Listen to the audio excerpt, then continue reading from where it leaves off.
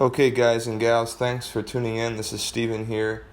At the making of this video on Tuesday, May 1st, 2018, I have 16.75 hours on the Miniplane Top80 2017 model. This is the ABM model, which means it's the weight shift version. Miniplane builds the frame and the cage and the netting, and then Top 80 is the engine that's put onto the frame. So you could buy a Top 80, Maverick or something, or a Top 80, Fresh Breeze. You can buy the motor separately and then put it onto whatever frame you want to put it onto, or you can make one by yourself. So don't think that just because you want a Top 80, you have to buy a Miniplane frame, or if you want a Miniplane frame, you don't have to buy a Top 80. Like, you can mix and match. I imagine that would be a little more expensive. Anyway, I just want to go through some of the disadvantages of having a Miniplane. I am not regretful of my purchase of one, so I want that to be clear at the outset. There's probably many good motors out there, many good ones for you. Not every motor is right for every person, obviously. Full disclaimer, I do not work for Miniplane. I do not work for any paramotoring or paragliding company. I don't care if you buy one or not. Actually, I guess I do hope you buy something, because it's always fun to fly with other people. But whether it's a Miniplane or something else, I hope you just get some good information here to help you make a good decision. So my first beef with the Miniplane Top 80 is that there were too many voices when I was trying to put it together. I got the unit from my instructor, and then I took it back to my house, and then I put it together on my own because I wanted to learn how to do stuff, and so I could have ownership over the motor. And I went onto the official Miniplane website, which looks like it was made back when I was a freshman in high school. I don't know if you guys remember things like Angel Fire or GeoCities, but the website has like animated GIFs, which are like moving images. It looks like it was made by like a 9th grader 20 years ago. So totally not fitting for a company that's makes this type of motor. That thing should for sure be updated. It's an embarrassment. And it's in Italian or these different languages. There's spelling mistakes, there's grammar mistakes. It's hard to read. I would not recommend going to that website. I just think it's very poor of the company to have that be the face of their company for people who are buying a unit that could, potentially hurt them. It's a total joke. So you can go to Miniplane USA. I think that's Chad Bastian out in California. His website's better because he has a little how-to on how to assemble the unit. That's better. But then stuff that he says on his website seems to be not lining up perfectly with stuff that Southwest Airsports says about the Miniplane Top 80. So as someone who's new into this arena, I was kind of frustrated because I was like, guys, this engine's been around, for I don't know, 20 years or something, and you think that people would have it dialed in. You need this type of fuel, you need this type of thread lock, this is where you should put the thread lock, this is how tight you should have all these different bolts and nuts and stuff. And that was not my experience. So that was kind of frustrating. I thought it was going to be more of a science, and it was not. So my first big beef is that there's just too many voices, and I wish someone would just say, this is the exact way you're supposed to do it, and here's why. And it seems like everyone's got their own little take. Maybe I'm naive. This is my first, small engine that I've owned. So maybe it's part of the learning curve, but it was just like a hodgepodge of, this person says this person says that. Then I'm asking my friends who have them, like, well, what did you do for this? Or what did you do for that? And it was, I just getting advice from all these different sources. So that was a little bit disconcerting. Okay, so that's my first point. Second point is, this is maybe a little bit picky, but the harness on the Miniplane Top 80 does not easily detach from the unit. So I was watching videos for like the Fresh Breeze one, and you can take the harness off and use it for kiting. And in this case, you have to get a different harness or else take a bunch of crap off and then put it back on. Not convenient at all. I've never even done it. So if you're going to do separate cutting practice, or, you watch Jeff Goins DVDs, how he's like, climbing walls and trees and buildings and crap. Looks really cool, but it's not worth the hassle. So you'd want to get a second kiting harness to make that happen.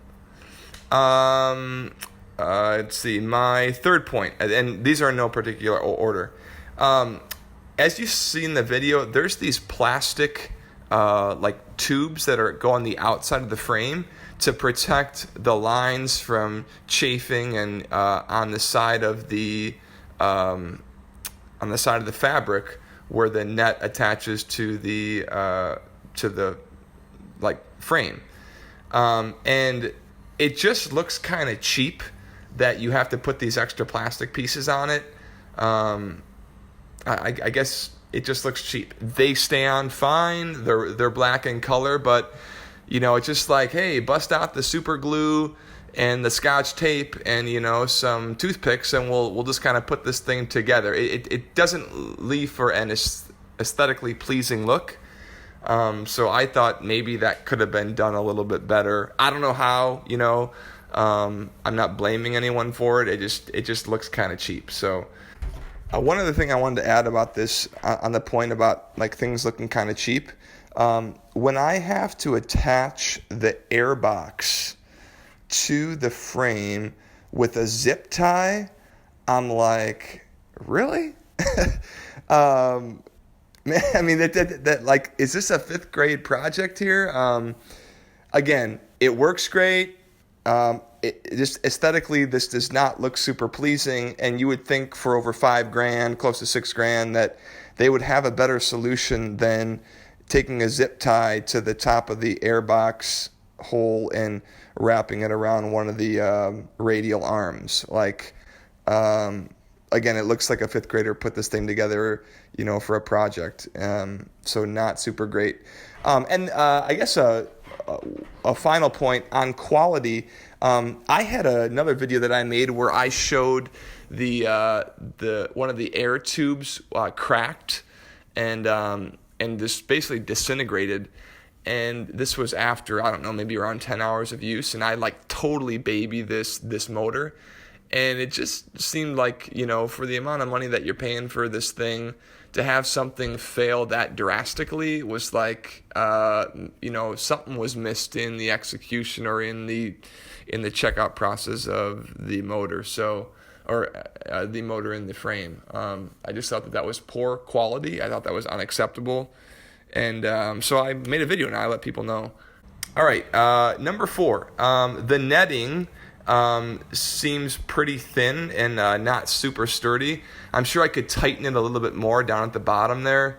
And I know that the netting is like, it's supposed to protect you from the prop when you start or something, or from your hand going back into it. Okay, so maybe it's not meant to take LeBron James charging through it to go into the prop. It's not supposed to stand up to that type of force. So, okay, I get it, but it just seemed a little bit thin compared to other videos where I've seen the netting that they use. So I don't have anything to compare that to. It's just my visual assessment, but it seemed a little thin and not super sturdy. So that's my 4th point. My 5th point is that the paint, the yellow paint and the black paint, comes off really easily. I've been kind of pissed off and disappointed, frankly. I've got this brand new, pretty, motor and frame and stuff, and here I have, wherever 2 metal pieces touch, I've got paint rubbing off. So I went and I bought some, waterproof white, medical tape, and I've been taping up parts of the frame so that where the 2 metal things touch, they don't rub against one another and take off the paint. It just seemed totally cheap. Like this was happening within, I don't know, 2 to 3 weeks or something. Like paint was already coming off, and I was like, "Are you serious?" Like I paid over $5,000 for this thing, and we got paint rubbing off. Like maybe it needs a clear coat or something. I don't know. Fix it. Like I shouldn't have to put tape on this brand new machine. So beware of that. I'm not sure if other manufacturers are having that problem too. But as you can see in the video, the spots where I got the white tape is where that rubbing is happening and paint is coming off.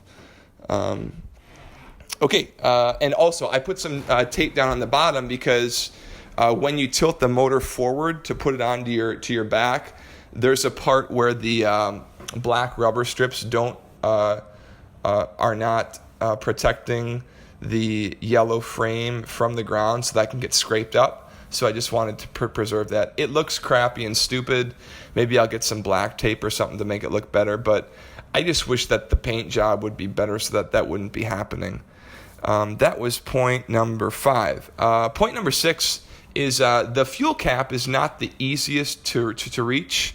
So you either have to have a fuel can that has a long nozzle. You can see one of my other videos that I have about what can that I got.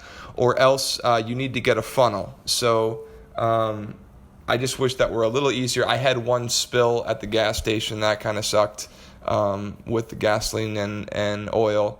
So you need to get a long funnel because it's not super easy to get in and out of there. But other than that, those are some of the drawbacks of having the motor. Yeah, I guess the biggest frustration to me has been the paint thing, and when I was putting it together, just all the voices about who says to do what. But anyway, I hope that this was helpful to you, and good luck with whatever you decide to do. Thanks.